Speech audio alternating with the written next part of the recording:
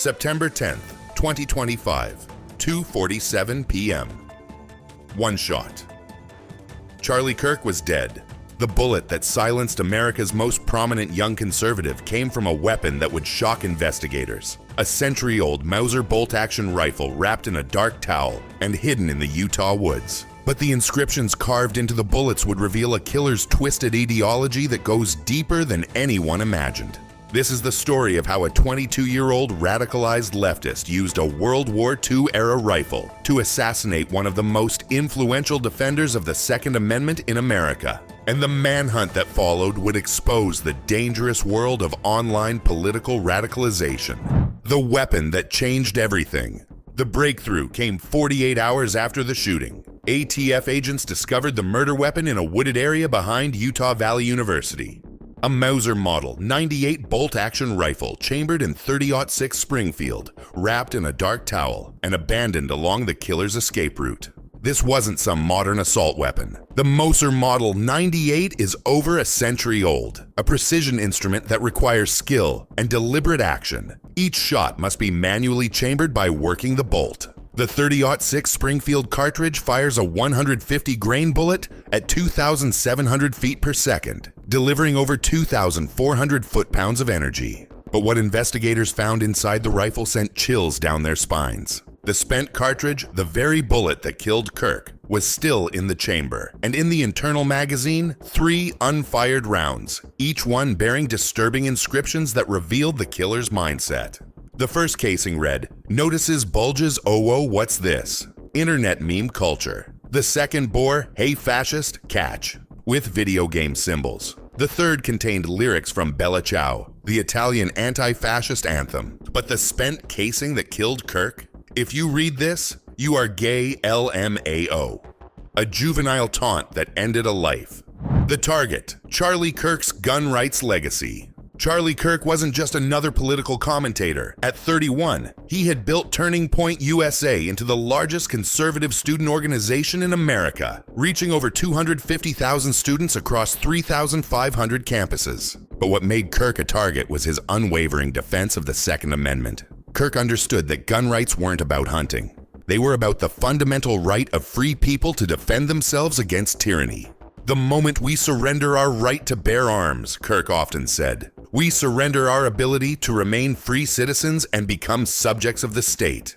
Kirk's campus tours specifically targeted young Americans because he knew an entire generation was being taught to fear firearms. His message was direct. An armed citizenry is a free citizenry, and anyone trying to disarm you is trying to control you. On September 10th, Kirk was answering a student's question about gun violence and transgender issues when Tyler Robinson's bullet found its mark. The perfect sniper's perch. Investigators quickly determined the shot came from the roof of the Losay Center, approximately 200 yards from where Kirk was speaking. Surveillance footage showed a figure in dark clothing accessing the building and making their way to the roof just before the shooting. There is also footage of the shooter jumping off the roof and running off. The rooftop provided an unobstructed view of the amphitheater with multiple escape routes. Robinson had planned this location carefully, understanding both the tactical advantages and escape possibilities. The Mauser's mounted scope allowed Robinson to achieve deadly precision from 200 yards away. He fired once but never fired again. This wasn't random violence. It was calculated assassination. The digital confession. Tyler Robinson's downfall began with his own arrogance. Hours after Kirk's assassination, Robinson joined Discord group chats where he actually joked about the manhunt. When the FBI released the person of interest photo, showing a man in sunglasses, hat, and American flag shirt, Robinson's friends noticed the resemblance immediately. "Where you at?" one friend asked with a skull emoji. Robinson responded that his doppelganger was trying to get him into trouble. The group chat continued with dark humor. Someone joked, "Tyler killed Charlie."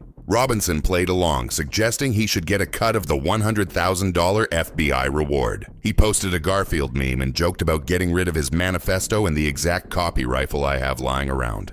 But Robinson's family wasn't laughing. The family's impossible choice.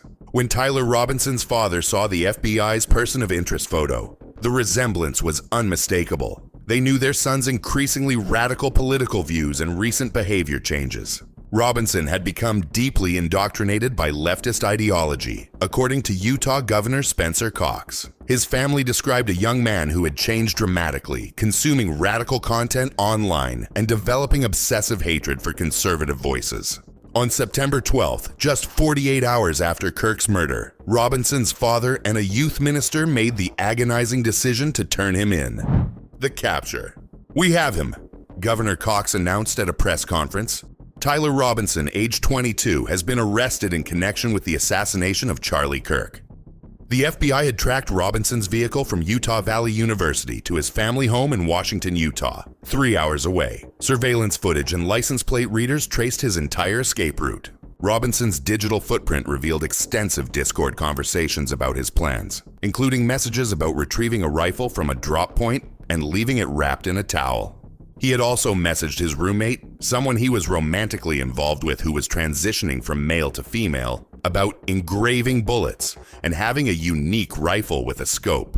The roommate, reportedly aghast upon learning Robinson was the suspected killer, immediately turned over all communications to authorities. The ideological motive. Robinson's targeting of Kirk wasn't random. It was strategic. Kirk represented everything radical leftists fear most. A young, articulate conservative who could effectively communicate constitutional principles to the next generation. The inscriptions on the bullets revealed Robinson's deep immersion in online radical culture, combining internet memes with anti-fascist messaging. This wasn't just political violence. It was the product of systematic radicalization through social media and gaming platforms. Robinson had transformed from a seemingly normal young man into a political assassin, largely through consuming radical content on platforms like Discord and Reddit. The investigation's speed. The capture of Tyler Robinson just 48 hours after the shooting demonstrated the effectiveness of modern investigative techniques. Surveillance footage, digital forensics, and family conscience brought a killer to justice.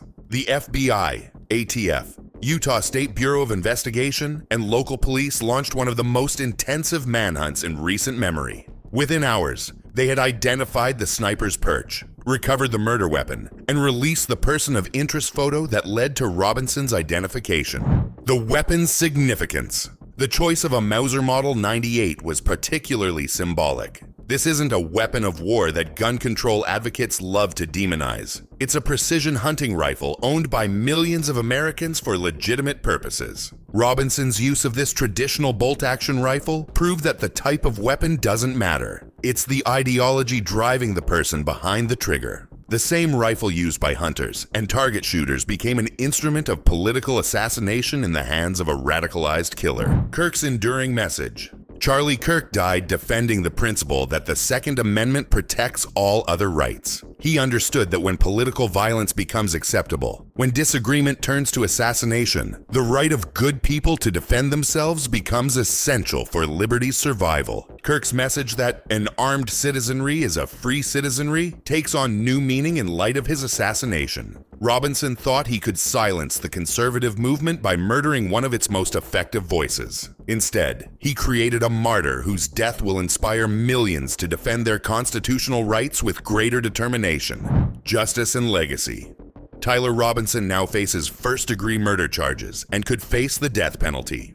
Governor Cox has indicated capital punishment is on the table given the premeditated, politically motivated nature of the crime. The case highlighted the role of online radicalization in political violence and the speed with which digital evidence can solve modern crimes. Charlie Kirk's voice may be silenced, but his message lives on. The Second Amendment isn't about hunting or sport. It's about the fundamental right of free people to remain free. When assassination becomes the response to constitutional arguments, that right becomes not just important, but essential for liberty's survival. The Mauser Model 98 that killed Charlie Kirk was just a tool. The real weapon was the radical ideology that turned a young American into a political assassin. Kirk died defending the rights that could have protected him. And that must protect all of us. Rest in peace, Charlie Kirk. Your voice may be silenced, but your message will echo through eternity.